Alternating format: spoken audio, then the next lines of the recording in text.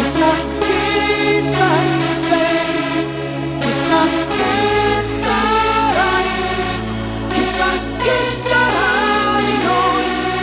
Lo scopriremo solo vivendo, con adesso un po' paura.